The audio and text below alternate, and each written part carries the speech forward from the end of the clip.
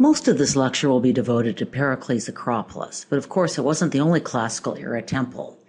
As you should have guessed from my greatest hits review, the greater Greek world is littered with temples.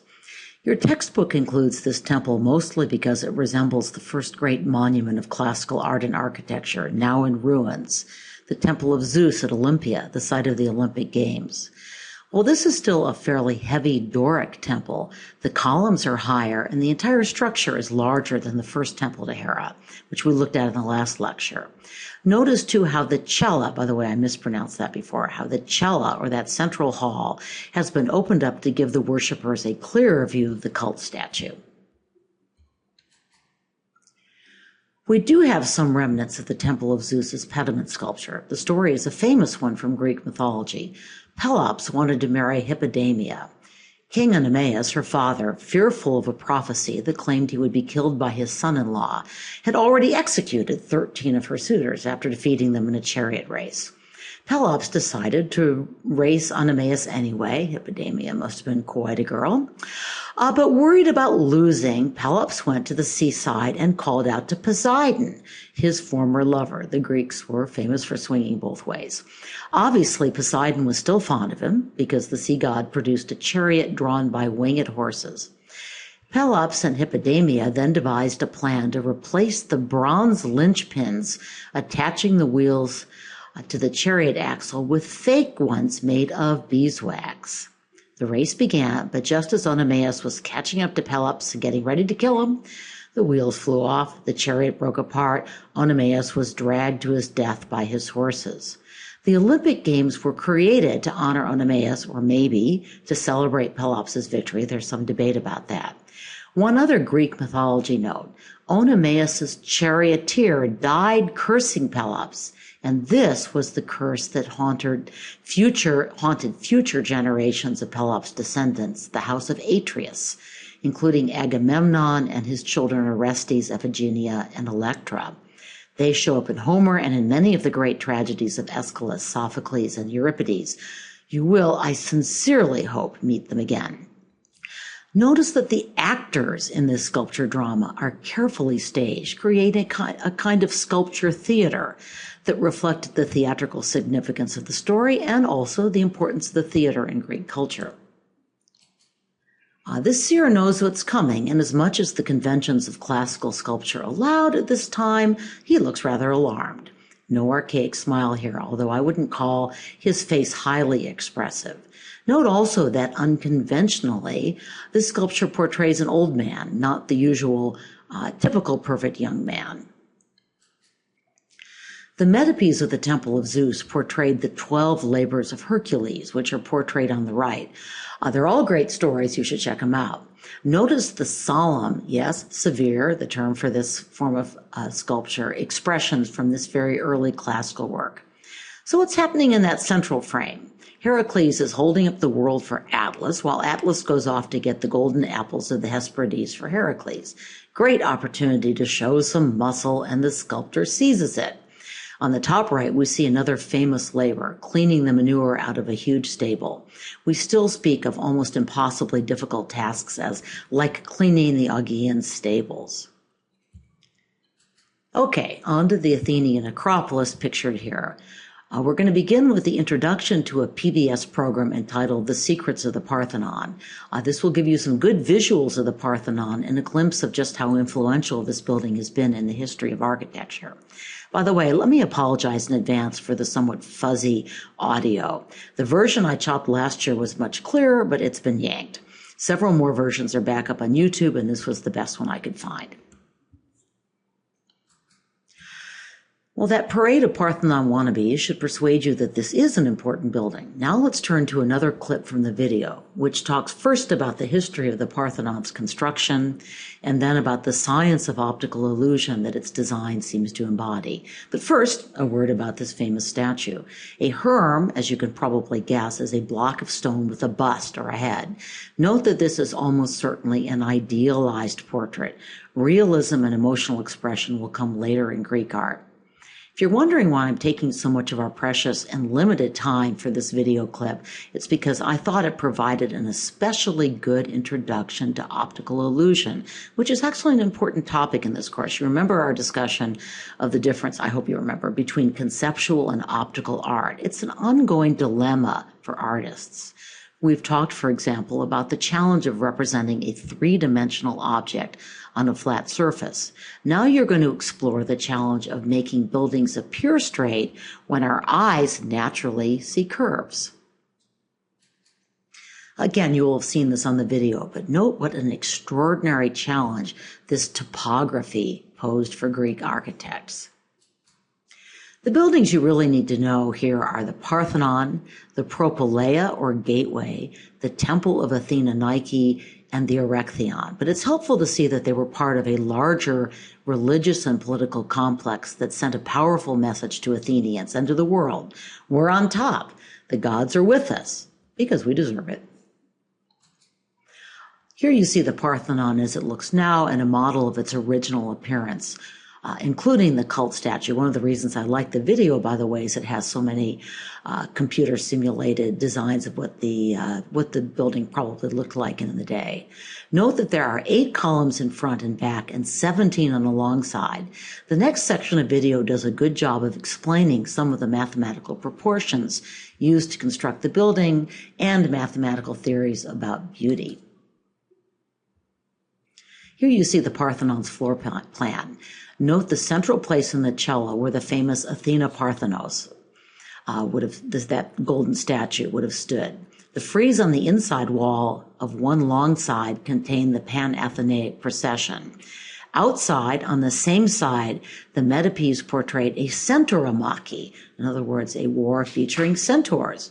We'll see more of both of these soon. The procession continues on the other long inside wall, while the outside metopes tell the narrative of the sack of Troy.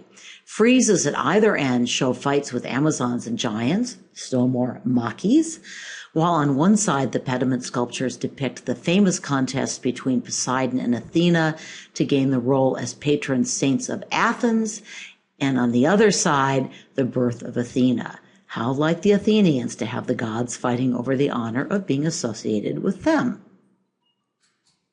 On the right is a review of those Doric order terms, frieze, metopes, and pediment. You remember these, right? To understand the curves shown in the other drawings, turn to the next section of the video on optical illusion. There are many eyewitness descriptions of this incredible gold statue, so this is probably a pretty reliable reproduction. The little figure on the right gives you some idea of the statue's incredible scale. It stood about 38 feet tall. One of the optional Khan Academy podcasts on the Parthenon metopes tells this story. I'll be briefer. Lapiths were humans from northern Greece, while centaurs were part man, part horse, really intended to represent the dual aspect of their nature. They were capable of being both civilized and savage. The Lapiths, who are humans, invited the centaurs to the marriage feast of their kings. At the feast, by the way, I should say they're part human, part god, but the Lapiths invited centaurs to the marriage feast of their king. At the feast, the host gave the centaurs wine. This inflamed the savage side of their nature. They attempted to rape the women, and their leader tried to kill the bride. Moral, don't give alcohol to centaurs. Here again, keep in mind that these relief sculptures would have been vividly painted. There may also have been a political message in these sculptures. In 480 BC, a generation or more before the Parthenon was built, the Persians under King Xerxes attacked the sacred Acropolis of Athens and demolished an unfinished temple. This earlier temple was being built on the very spot where the Parthenon itself would later stand. The earlier temple had been intended to commemorate Athens' victory over Persia at the Battle of Marathon in 490 BC. Bearing in mind that the Parthenon was built on the ruins of the earlier temple, it seems likely that this sculpture, with its mythical scene of battle between Greek and centaur, makes symbolic reference to the life and death struggle of Athens against the Persian, that is, savage and barbarian, invader. And it's a little Pericles self-promotion. He was good at that. The famous east pediment of the Acropolis contains sculptures depicting the birth of Athena. I No, we didn't really require this. But I would recommend that you watch the Khan Academy podcast on these sculptures. Here we get a closer look at some of these sculptures, which are among the most famous Greek sculptures in existence. Note especially the spectacularly rendered drapery, that is clothing, and the very clever use of the triangular shape to add motion and variety to the sculpture. In other words, now you're turning the pediment problem into a positive advantage. The clinging clothing, which conceals more than it reveals, which reveals more than it conceals, is, believe it or not, known as the wet drapery effect. And now you know where we get wet t-shirt contests. The West pediment sculptures, shown here as a reconstruction, tell one of Athens' most famous founding legends. I made a little reference to this earlier. According to this legend, the first king of Athens, Cecrops, he was the one, by the way, who was half human and half snake, was looking for a patron for his city. Two of the Olympian gods wanted the job: Poseidon, the god of the sea, and Athena, the goddess of wisdom. So King Cecrops asked each of the contestants, that is, to offer a gift to the city, and he would choose as a patron the god who made the best gift. Poseidon went first. He struck his powerful trident into the earth, and immediately water spouted out of the area and created a little pond. Unfortunately, this was the god of the sea after all. The water in the pond tended to be salty. It was not very useful for the population. Now Athena stepped forward and planted an olive branch on the ground. In moments, a tall olive tree stood before the king.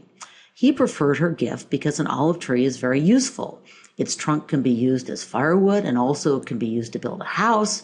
It produces oil that people can use to cook their food, and its tree can be a shadow for the people. So Athena was chosen to be the representative of the city of Athens.